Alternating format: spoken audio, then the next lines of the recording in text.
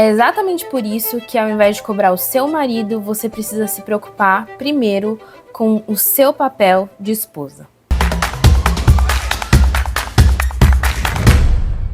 Sejam bem-vindas a mais um vídeo aqui no nosso canal, e hoje eu vou dividir com você um aprendizado que é muito importante para mim, é o que eu ensino para as minhas alunas, para as minhas amigas que são casadas, e é o que de fato faz diferença dentro do relacionamento. Porque você vai ouvir um monte de coisa por aí, você pode pesquisar e ver vários jeitinhos, várias coisas que você tem que falar e tudo mais, mas o que eu vou te trazer aqui não só fez sentido na minha vida, fez a diferença no meu relacionamento, como também é a perspectiva judaica a respeito do papel do homem e da mulher dentro do relacionamento. Se eu olhar para baixo é porque eu estou aqui com a minha cola, porque eu não quero esquecer nada. O pior erro que você como esposa pode cometer é tentar ficar cobrando o seu marido ou se alimentar de expectativas sobre como ele deve agir quanto marido. E isso é um erro por dois motivos. Em primeiro lugar, porque isso vai criar uma frustração gigantesca dentro de você. Afinal de contas, frustração é sempre sobre a gente e nunca sobre o outro. Então eu crio uma expectativa, um ideal na minha cabeça, e eu acho que ele precisa se comportar exatamente dessa forma como eu acho. E eu vou alimentando aquilo, de que ele tem que agir assim para ser o marido que eu quero. Mas veja, isso é sobre você e não sobre o que está na realidade. Então, o nosso dever enquanto esposa é observar a realidade. Relacionamento é muito da observação da realidade e não da abstração e não daquilo que eu idealizo, mas do que é real, do que está posto no cotidiano. Quanto esposa, quanto mais você idealiza um comportamento no seu marido, mais você vai se frustrar. E o segundo ponto é que você vai ter muitos conflitos. Por quê? Porque à medida que você cobra, você vai fazê-lo com que ele se sinta casado com a mãe dele. Essas cobranças, o jeito de falar, na memória do homem soa como se ele estivesse conversando com a mãe dele. E ninguém quer estar casado com a mãe, não é verdade?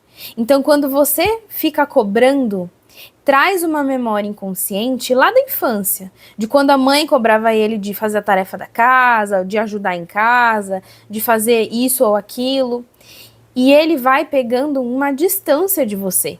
Ele não vai querer trazer à tona essa memória, ele vai querer se distanciar. E aí os conflitos virão, porque ele pode se tornar uma pessoa extremamente reativa ou se fechar totalmente.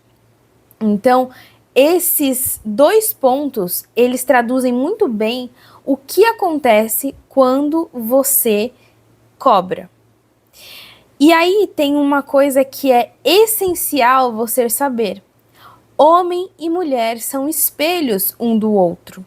Se você tá incomodada com as atitudes dele, se você tá achando ruim, tá achando falta de alguma coisa, se você tá naquele casamento morno, onde, sabe aquele ditado que diz, até você pode colocar aqui nos comentários, se na sua cidade tem esse jeito de falar, né, mas é aquilo, não fede nem cheira, sabe assim?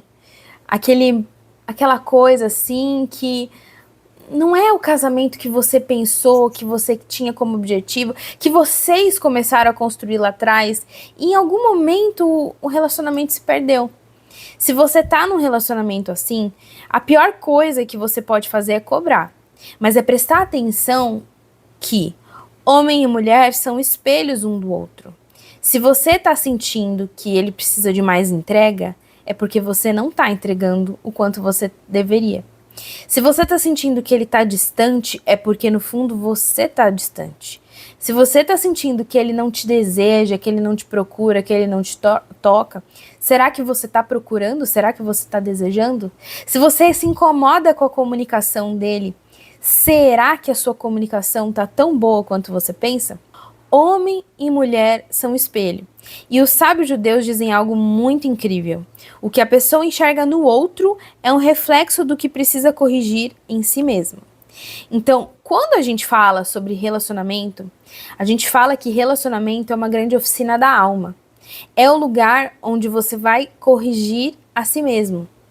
E para que essa correção aconteça, você precisa corrigir não a imagem que está refletida no espelho.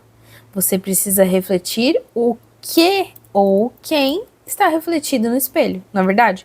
Se você olha para o espelho e você tá vendo que a sua maquiagem está borrada, você vai arrumar o espelho ou você vai arrumar você que está maquiada?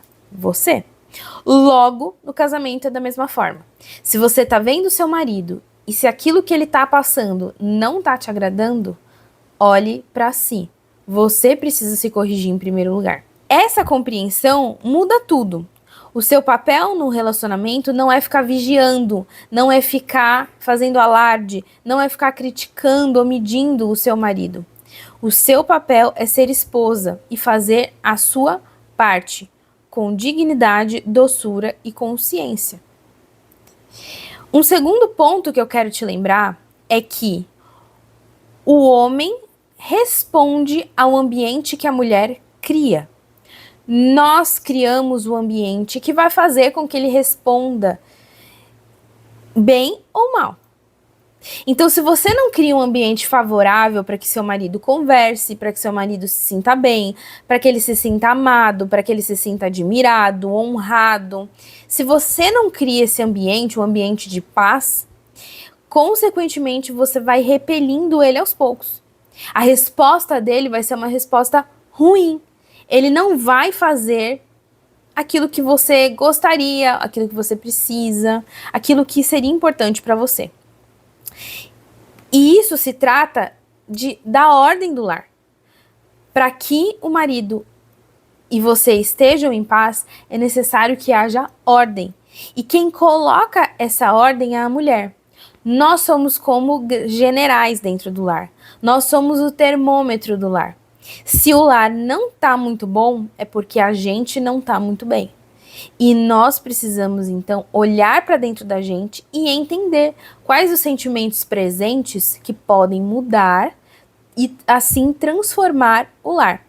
Mas deixa eu dar um exemplo para você entender muito bem o que eu quero dizer. Quando eu preciso organizar a casa, ao invés de eu ficar, por exemplo, Ti, me ajuda. Ti, você não vai fazer? Ti, você não vai levantar do sofá? Ti, Tiago, meu marido.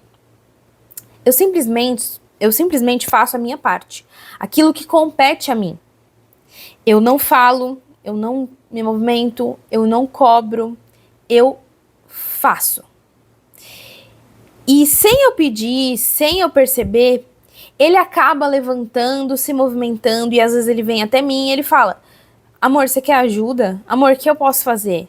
Ah, eu vou limpar lá fora. Ah, eu vou ficar com as crianças, eu vou levar eles pro parquinho, tal. E a gente vai ali conversando e já se ajeitando. Mas talvez você me diga assim: ah, Nicole, mas isso no meu casamento não funciona. E se ele não fizer nada?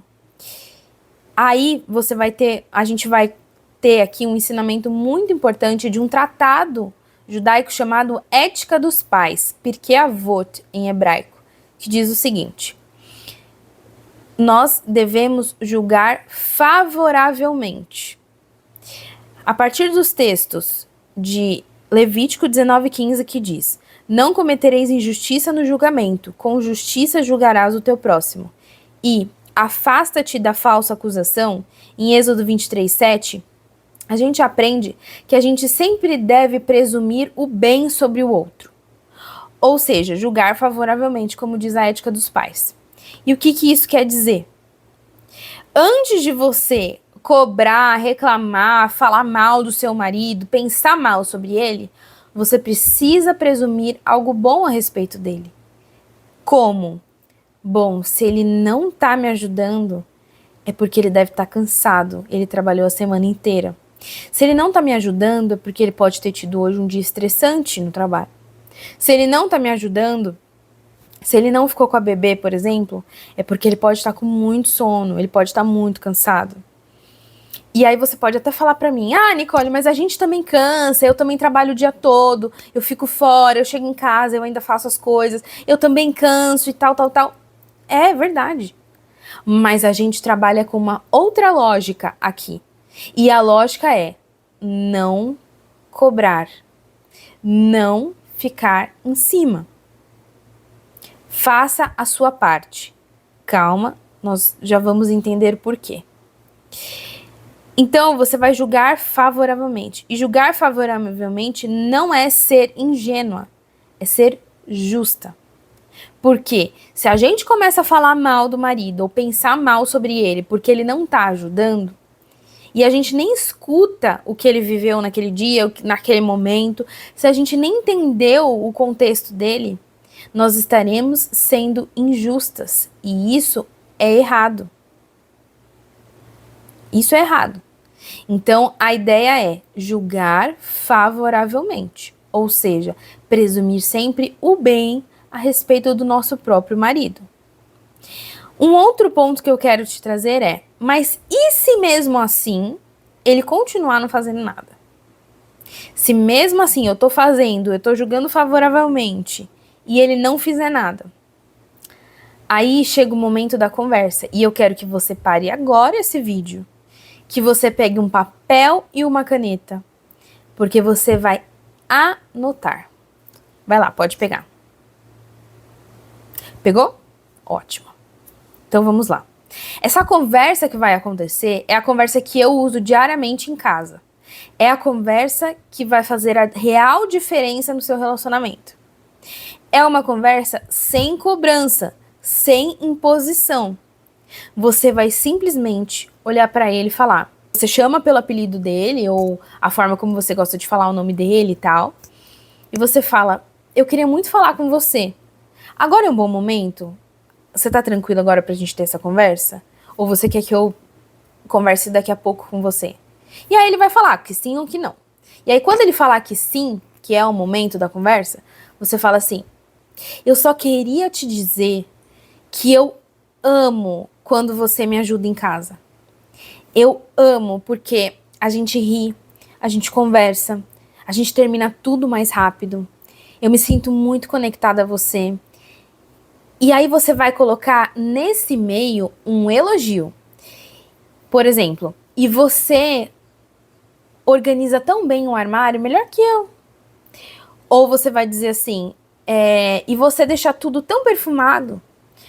Ou se é o caso, eu gosto muito quando você cuida da bebê para eu tomar banho. Porque eu consigo respirar. Eu consigo ficar tranquila, eu consigo me amar mais. E aí, a neném fica tão conectada a você, eu vejo o sorriso que ela fica, o brilho no olhar dela. Você faz isso tão bem. E eu só queria te dizer muito obrigada. Eu te amo muito. Muito obrigada mesmo. É claro que você vai adaptar a situação que você quer, aquilo que você precisa. Então, por exemplo, se ele trabalha o dia inteiro e chega cansado, faz esse elogio, né? Mas olha o nível de conversa que eu tive, olha a minha fala, olha o que eu estou dizendo, olha o que eu estou fazendo. Eu não estou cobrando, eu não estou dizendo que ontem você não me ajudou. Eu estou elogiando. Por quê? Porque o elogio é que move um ser humano. A crítica não. A crítica, construtiva ou não, ela não serve para absolutamente nada. Uma crítica não vai mover o seu marido à ação. Uma crítica vai afastá-lo. Ah, mas a crítica construtiva, não existe crítica construtiva. Crítica é crítica. Você pode ter lá no seu trabalho, o seu feedback, aquela crítica construtiva dentro do ambiente de trabalho, tal. Aí é o seu trabalho. Dentro do lar, você é a esposa. Dentro do lar, o seu marido é o seu marido. Ele não é seu funcionário, ele não é seu chefe, ele não é um subordinado. Ele é o seu marido.